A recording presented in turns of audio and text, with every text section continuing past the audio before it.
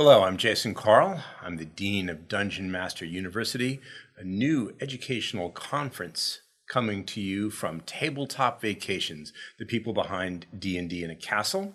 It's happening in Atlanta, Georgia this January. Today, I'm here with B. Dave Walters, one of our Dungeon Master faculty members, and we are going to talk a little bit about where B. Dave has come from to get here. We're going to talk about the course he's going to be teaching and just some general topics of interest for Dungeon Masters everywhere. Hello, B. Dave. Hail and well met. I want you to do this whole interview in the Xanathar voice. The Almighty Xanathar is happy to be interviewed for Dungeon Master University. Absolutely. Yes.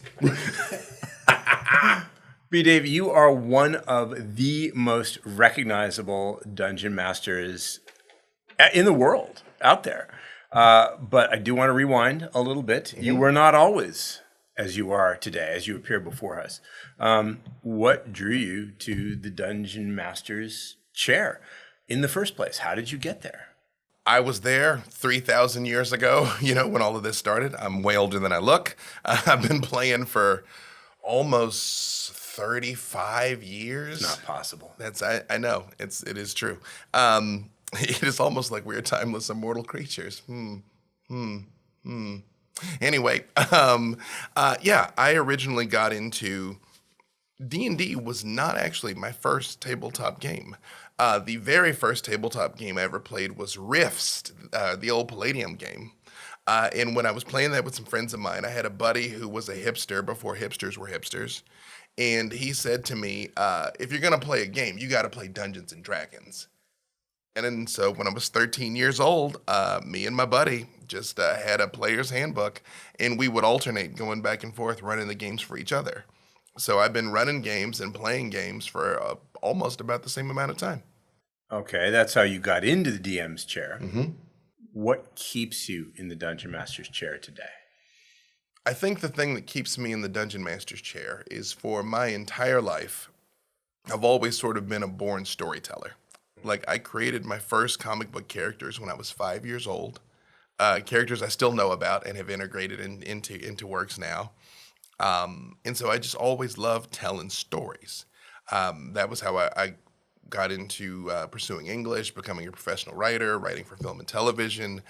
My whole life is spent trying to, tell impactful stories because my belief is storytelling is the thing that makes us human. On the balance of time, when we find out what, crows and whales and dolphins are saying to each other, maybe they're telling stories too, but at least as of right now, that is the one thing we do no other creature does. And I love it so much, in being in the DM's chair gives me the chance to do that, and not only tell my stories, but tell a collaborative story. And by definition, tell a story that I couldn't do by myself, that I can take what the players are giving me and give something back and create something new and different and hopefully special. Well, given that, if that's the case, what's one thing about being a Dungeon Master that most people probably do not realize until they've actually done it for a bit? What's one thing about being a Dungeon Master that most people don't realize? I would say it's really addictive. That's the first thing that comes to mind. It's frightening until you've done it, and then you get it, and it's like, ooh, ooh, ooh. I would also say you learn so much about yourself when you're the Dungeon Master. I always say characters, your first 3 or 4 characters are you in a way that you don't realize until you look back on them, and there's certain through lines in their character traits and things that is you, the human, coming out in those. When you're a Dungeon Master, you're every character. You're the world. You're all the NPCs. You have to put on all of those masks. You have to be a mother, a father, a hero, a villain, a god, a devil, and you have to find that in yourself to do it. And so when you find the things you really lean into and come to you easily, the things that are difficult, the things that pull on your own heartstrings, and you realize you're like, ooh, there's something under that one, I won't say it is a replacement for therapy by any means, but I will say in many ways it is therapeutic. in pursuit of these gods and monsters and stories and characters that you've just talked about a little bit, you have run everything from major actual play live streams, one-shot charity games, many sellout tables at D&D in a castle. How do you approach each of these different tables, or is your approach technique similar no matter what table that you're running? I have been blessed and very fortunate to tell a lot of stories in a lot of different venues. Big stages, small stages, huge audiences, no audiences, the intimacy of D&D in a castle, and even the D&D weekends, which is maximally intimate. For me, my process is actually largely the same. This is a big part of why I don't have home games. I have one speed, and it's go. The thing that varies for me is in the format. Like by definition, what the emotional beats I can hit, because, and I know this is slightly outside the scope of what you're asking me, but it's relevant. The job of the dungeon master, the job of the storyteller is to elicit an emotional response. That's what you're there to do. As long as your players are shaking their head yes or no or or if they're laughing or if they're crying, whatever it is, as long as they're feeling human emotions, you're succeeding. So in a one shot, I may only have time to maybe poke everybody one good time, or I need like a central thing that everybody's going to feel. Whereas at a castle event, well, now I've got 3 days. We got 30-ish hours. I can sort of weave in lots of things. In a TTRPG actual play or a campaign, or like something like the Black Dice Society, well, now I've got 60 episodes to really build towards a crescendo with, things kind of intermittently there. So it's really more how many times I can make people have like these, or hopefully help people have these major emotional moments, and how big can the last one be is kind of the difference. Let's keep all that in mind, and let's bring it over to Dungeon Master University. Your course at Dungeon Master University is skill building. You're in the skill building track. You're going to be teaching 2 days worth of skill building courses, but skill building in Dungeons and Dragons can cover a wide variety of topics. So, and I know you're still developing your course because you're working with the dean of the Dungeon Master University to develop your coursework, your syllabus, your lab work, etc. But at this point, can you give us any hints or previews about some of the things you would like to talk about in your course? Yeah, I am still working on my coursework and syllabus. I'm working with the dean and, one of the executives of the company. So no pressure, right? But that's okay. I thrive on pressure. I requested skill building. I requested kind of the fundamental foundational thing, because the big bottleneck in this hobby we love so much is, even though there's countless hours of how-to content, I myself have created quite a bit of it. By and large, you learn tabletop games from whoever runs the first one for you. Somebody's got to sit down with you, take you by the hand, and be like, here's how you do it. But over these 50 years, there's so many homebrews and variations and people that learned it in high school from their older brother, and sometimes you're constrained by what your storyteller knew. Like they can't tell you what they don't know. To use a different analogy, if you learn to pitch from a guy who's unaware of the existence of the fastball, you're not gonna have one, right? So I really wanted to be able to establish everything that a person would need to know on a foundational level to not only possibly pursue a professional career in telling these stories, as I've been fortunate to do, as we've been fortunate to do, but even if you just want to shock and awe the people at your table, because the human beings that show up for your game week after week they could be doing anything, and they're doing this with you. They're entrusting you with their time, which in a way means they're entrusting you with a part of their life. which I take very seriously, that I want to give them something that is worth their time. And so I want to be able to empower as many storytellers and dungeon masters as possible to kind of take that ethos, not just the desire. They've already got the desire. They wouldn't be coming to DMU, but the tools to actually be able to execute on that. Well, let's talk about those tools for a second. I have a few questions about that, but let me start with this one.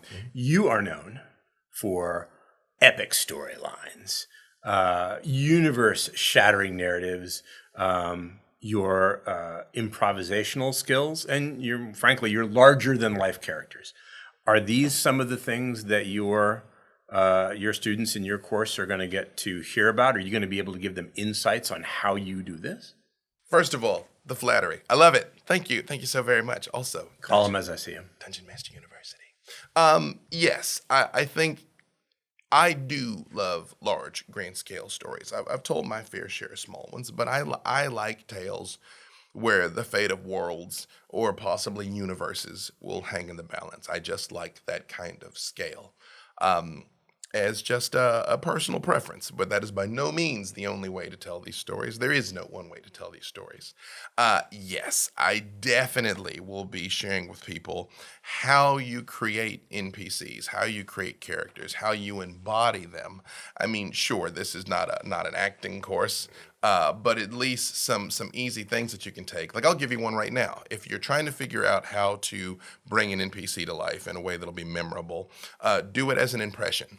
Just have in your head a specific individual, your high school principal, Joe Pesci, one of us. I would say Mickey Mouse, but Mickey Mouse is pretty on the nose. People would know that that's what you're doing.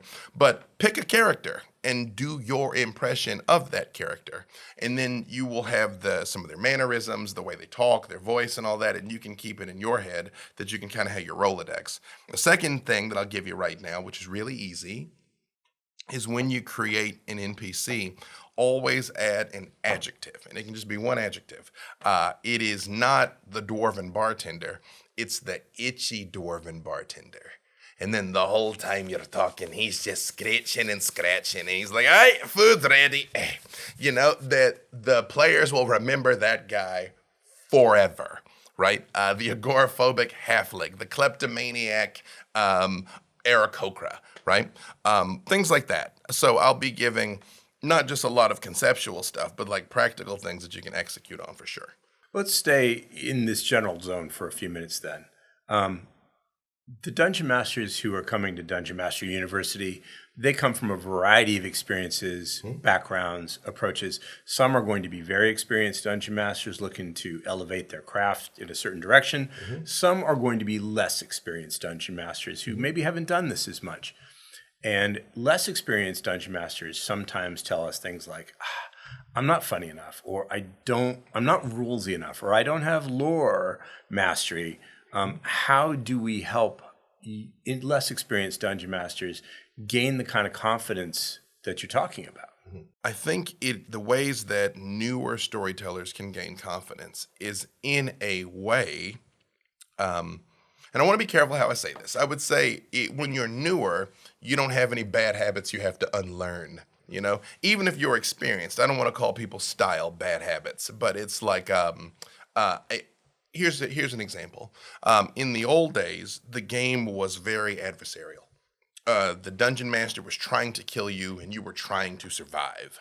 And I find a lot of older players still kind of have that mindset sometimes, where the hobby has evolved to a collaborative storytelling of a story we're telling together, an adventure we're going on together, that both the storyteller and the players are contributing to equally, right?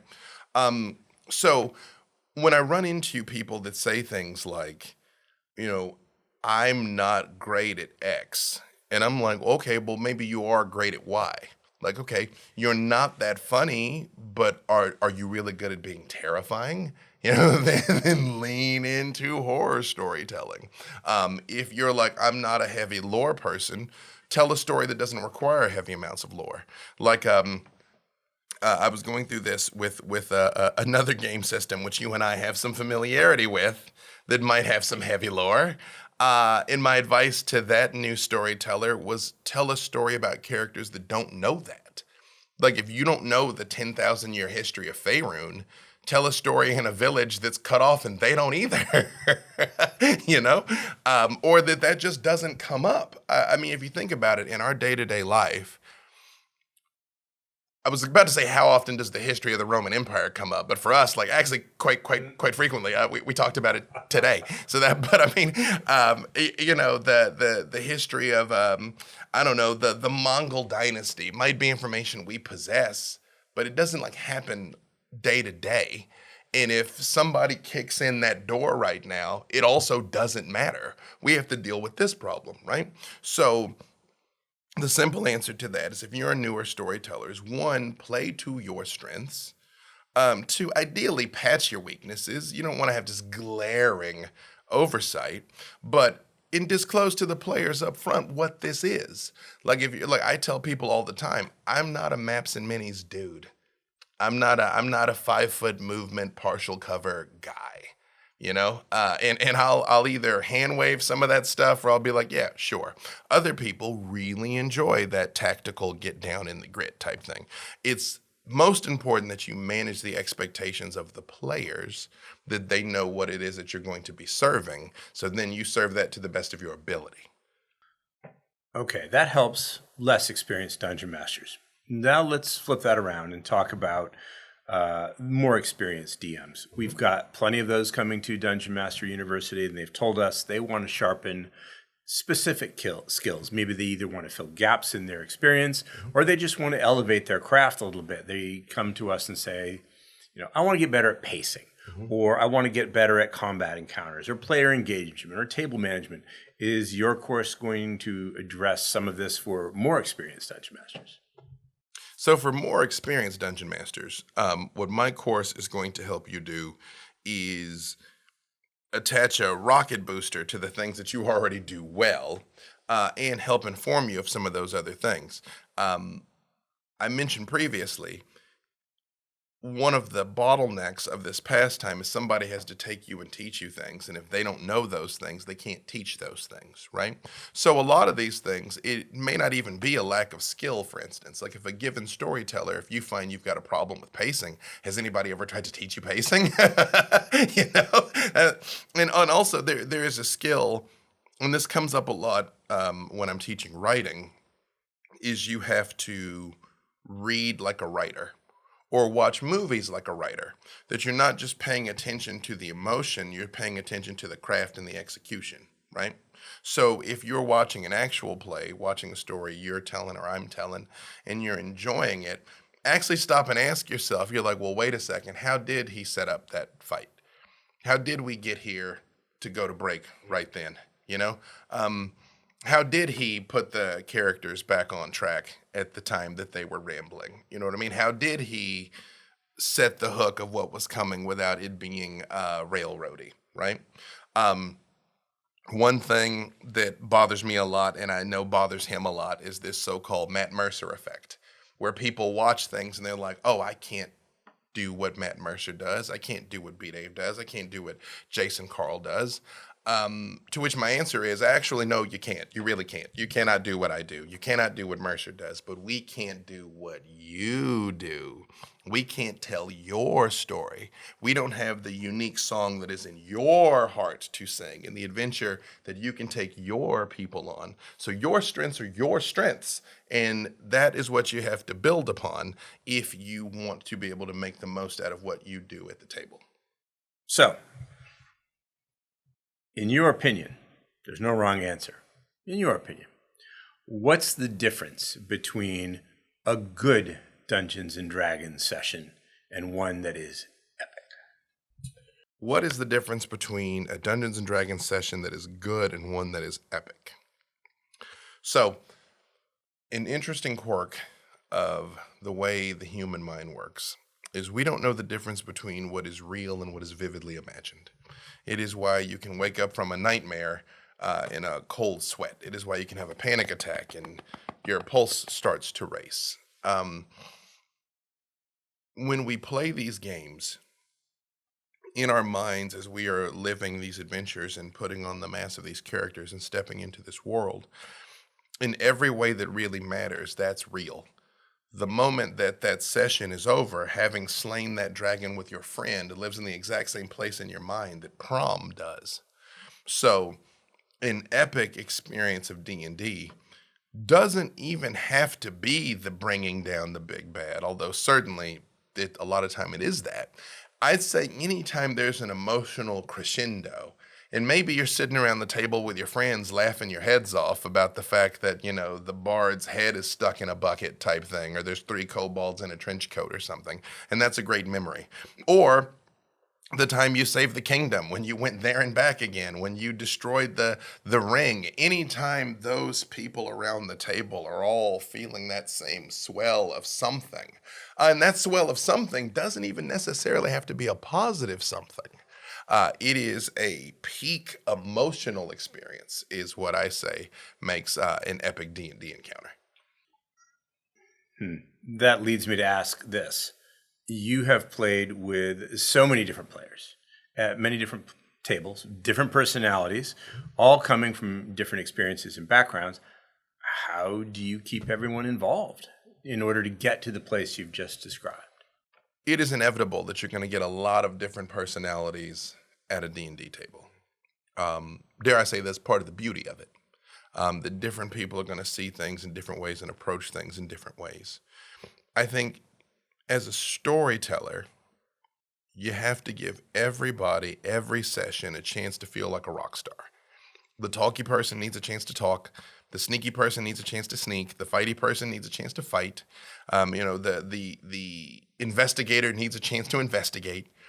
And if you're blessed to have a longer campaign or a longer run, well, then there may be whole sessions where the light is more on one person than the other. There might be a very combat-heavy episode or a session, or a very role-play intensive session. I think it is difficult, and ironically enough, you and I were just discussing this before we came to do this very interview, that sometimes you have different expectations at the table. And if you want heavy combat and I want heavy role play, the dungeon master needs to give us both that.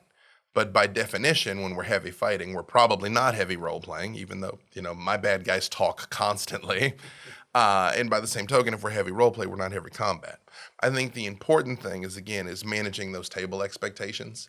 A very useful skill that I learned from you is the session briefing. Where you tell them in advance. And I utilize this in the Black Dice Society, and ever since, I'll tell them straight up. I'm like, next week is going to be very fighty. So if there's something you want to talk about it this week. Or do go towards the mountains, don't go towards the ocean type thing. To just make sure everybody's kind of rowing in the same direction. I think the only time you really have a problem, and where you'll find people get frustrated, if they're a little rudderless, and then everybody's trying to pull in different directions at the same time or don't know which way to go. And nobody ever wants to feel frustrated, especially during a pastime. So manage expectations, give everybody a chance to do their thing, and make sure everybody gets a chance to feel like a rock star. 2 more questions. Let's think about the dungeon masters who are coming to your course on skill building. Yeah. What do you hope they walk away with when they go home, when they leave Atlanta, when they leave the university and they go back to their home tables? What do you hope they walk away with? What I hope they take back home from my skill building course, first and foremost, is confidence. The feeling that they've got every tool in the toolbox. It is unrealistic to think that everybody will be good at everything afterwards. Not only do we only have a couple of days, but not everybody is going to be good at everything no matter what we do if we had 100 days. It is more important that you have an extremely firm grasp on your strengths, systems in place to manage your weaknesses, which, pending the kind of story you tell, may not even be weaknesses. You also will have the skills to help your players engage better and help them have a better time at the table as well. What we ultimately have to do as storytellers is set the stage, set the scene, At the risk of mixing metaphors, you put together the sandbox and you lay out all the toys, and then you let them build something. And oftentimes, they're scared, they're apprehensive. So the confidence sort of flows downhill. The more confident you are as dungeon master and storyteller, the more safe and protected the people feel, then they can really lean into it and allow themselves to get lost in the story. So what I want the people to leave my program with is really feeling like they have the tools and capacity to create the space for, quite frankly, life-changing experiences at the table. Well, let's keep that firmly in mind. Life-changing experiences at the table. I am imagining a dungeon master who's watching this video and they're thinking, I would love to try this. I want to take this course. I'm still on the fence. I'm just not sure. What would you say to them? If you're thinking about coming to Dungeon Master University, and you have the ability to do so, do it. You won't regret it. I can tell you no matter what, you're not going to regret it. If you're thinking about taking my course in particular, let's be honest, it's objectively incredible. But there's no wrong answer from the instructors here. Beth the Bard, Elisa Teague, I believe Clint McElroy. Yes. I don't want to name the wrong people on the roster because, quite frankly, I'm awful with names. But they're all brilliant. They're incredible storytellers. They're all masters of their craft. So if you have the capacity to come, I think your only real choice is which course do I want to take, and there's no wrong answer. I think the thing that should inform your decision first and foremost is what is your ambition? I think if your goal is to be a professional, then probably my course is going to be great because I can tell you everything that is expected at the professional level. If you have no interest in being professional, but you really just want to tell deep, intricate, immersive stories, or you're looking at other sides of the business, that is what I would allow to inform my opinions. What's your outcome? What's your goal? You already can run D&D right now. You're doing it right now, right? Anybody can do it pretty easily. It doesn't mean they're going to do it well, but they can do it. So what's your goal? On the other side of this, I want to be able to do blank and allow that to inform your decision. But once again, if you can come and you're even considering it, I guarantee you it's going to be great. And you'll be there for the first one. There's not a lot of firsts left in this world, and you can be one of them. B. Dave, thank you so much for spending this time with me today. I learned a lot, and now, yet again, I think I say this every time I talk to a Dungeon Master faculty member, I want to take your course. And I'm a little annoyed that I cannot take all these courses. But you can at least pick one course track, and you can join us in January 2026 for the very first Dungeon Master University in Atlanta, Georgia. You're going to find registration information attached somewhere nearby this video.